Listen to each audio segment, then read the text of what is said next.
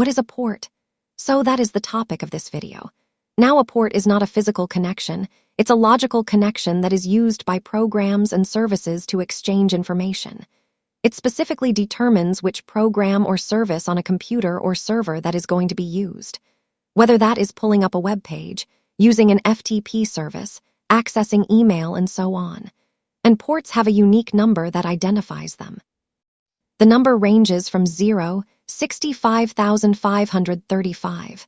For example, some common ports are port 80 and 443, which are used for web pages. Port number 21 is used for FTP, and port number 25 is used for email. A port number is always associated with an IP address. An IP address is a numeric address. It's an identifier for a computer or device on a network. Every device has to have an IP address for communication purposes, and an IP address and a port number work together to exchange data on a network. So for example, if you want to connect to a server over the internet, the IP address is used to determine the geographical location of that server, such as what continent, country, city, and so on. And a port number determines which service or program on that server it wants to use, whether that service or program is a web page, FTP service, email, and so on. Now in simple terms, what does this all mean? So as an example, let's take a very common port that just about everyone uses every day, and that is port number 80. Port 80 is associated with HTTP, which is web pages. Whenever you visit a web page from your computer, you're using port 80 whether you know it or not. So let's say you're sitting at your computer and you want to visit Google's web page. So you would open up a web browser and then you would type google.com in the address bar. But before your computer can bring up Google's web page, it has to do a couple of things first. It has to convert the domain name of google.com into Google's IP address.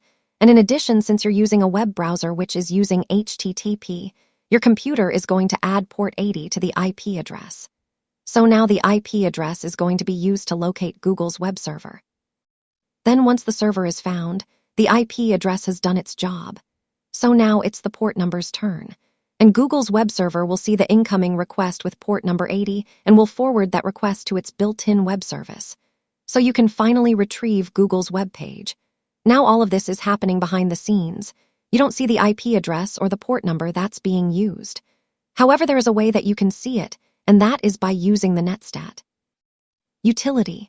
NetStat is short for Network Statistics, and it's a command line tool that is used to display the current network connections and port activity on your computer. NetStat is available on various operating systems, but in my example, I'm going to be working on a Windows computer. So at a command prompt, you type in NetStat, and then we're going to also use a subcommand so we can see the actual port number, and then we'll press Enter. So here in the output, we can see our connection to google.com. The local address is our computer here along with our IP address. And here is the port number that our computer has assigned itself for this session. The foreign address is google.com. So here we can see the IP address of Google's web server, along with port number 80 that's being used for this connection, because as I said before, port 80 is used for web pages. Now let's say on the same exact server Google is running an FTP service where clients can transfer files. FTP is a standard protocol that is used to transfer files between computers and servers over a network, and it uses port number 21. So on our computer, we can open up a web browser, and as an example, we'll type in FTP, google.com, and then we'll see the same thing happen again. The domain name of google.com will be converted into Google's IP address. And since we're using FTP, our computer will add port 21 to the IP address. And once Google's server sees the incoming request with port number 21, it'll forward that request to its built-in FTP service. And if we do the same NetStat command again, it'll show a connection to Google's FTP service using port number 21.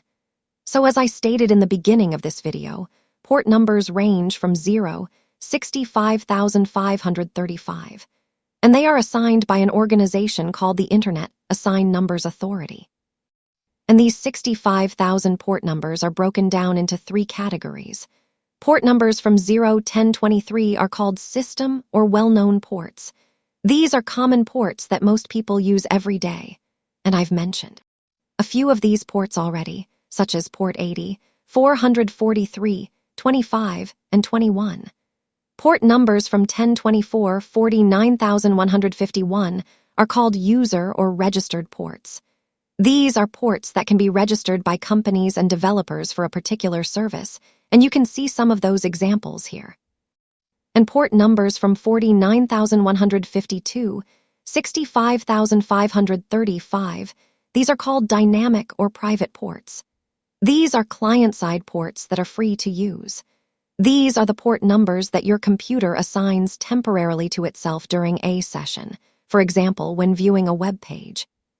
So of these three categories, the top two, which are the well-known and registered port numbers, these two categories are used on a server. In other words, these are used on a server that our computer connects to. But the third category, which is the dynamic or private port numbers, these are used on a client, meaning our computer. It's what our computer assigns itself during a session. So whenever our computer wants to use a service or program on another computer or server, it assigns itself one of these port numbers.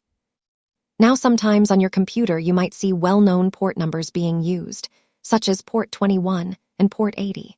So for example, if we do a netstat with an sub command, we'll see port 21 and port 80 that are either listening or have an established connection.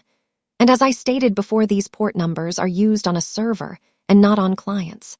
However, servers aren't just large and powerful computers. Your computer can also act as a server for other computers to connect to. For example, if you happen to be running an FTP service or running a website on your computer, you're going to see port 21 and port 80 that are either listening or have an established connection, because you can configure your computer to act as a server that accepts incoming connections. So let's put this all together and do another example. So let's go ahead and have our computer connect to a couple of websites such as Yahoo, com, and example.com. And then we'll also connect to a separate FTP server. So now if we do the same netstat-n command again, we'll examine the output.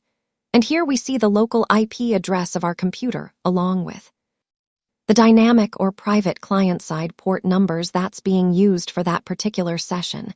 And then we see the two IP addresses of the websites that our computer is connected to along with the port number, because port 80 is used for websites. And we also see the one FTP site that we are connected to using port number 21.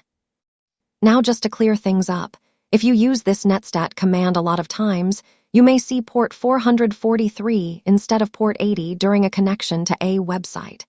And this is because both of these port numbers are used for web pages. But the difference is that port 80 uses HTTP, which are for regular unsecured websites. But port 443 uses HTTPS, and the size stands for secure. It's for viewing web pages that have a security feature. And a lot of websites are now using port 443 instead of port 80. I want to thank everyone for watching this video on ports. Please subscribe, leave a comment, and I will see you in the next video.